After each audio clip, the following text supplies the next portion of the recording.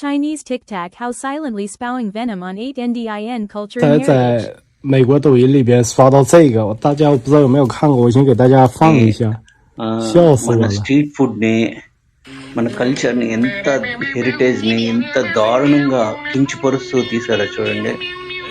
ఆడంట చంకలో వేసుకున్న చపాతీని పిసికి కాళ్ళతో తొక్కిన సాంబార్ని సంకల్లో పెట్టుకున్న చపాతీని అన్నాన్ని పిసికినవి ముక్కులు చీదినవి అవన్నీ వేసిస్తే ఇండియన్స్ ఎంత లొట్టలు వేసుకుంటూ తింటున్నట్టుగా చూపిస్తున్నాడు ఈ చైనీస్ టిక్ టాక్ ఆడు. 柯基小屁股呀！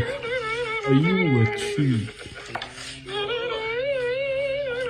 比真正印度街头的食物要干净，然后这个也必须点个赞。他说100%支持中国 ，China 这也是嘲讽，然后这是拉盘，这应该咋翻译？这是爱来自巴基斯坦嘛，应该这么翻译嘛。然后这应该这个老美他说 fast food，一个菜就是这是快餐吗？不是，这是最后的食物嘛。但是他这个说的挺押韵的，他说这是最后的食物打了个勾嘛。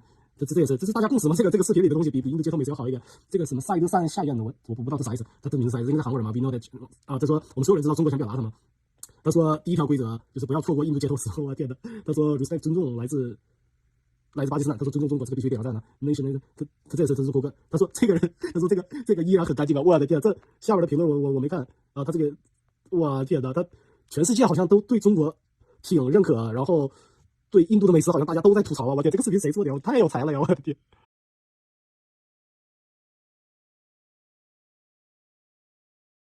అమ్మా కొద్దిగా లైక్ చేయతలే అయ్యా సబ్స్క్రైబ్ చేయవయ్యా అమ్మా और सभी लोग शक्कर पारा सब्सक्राइब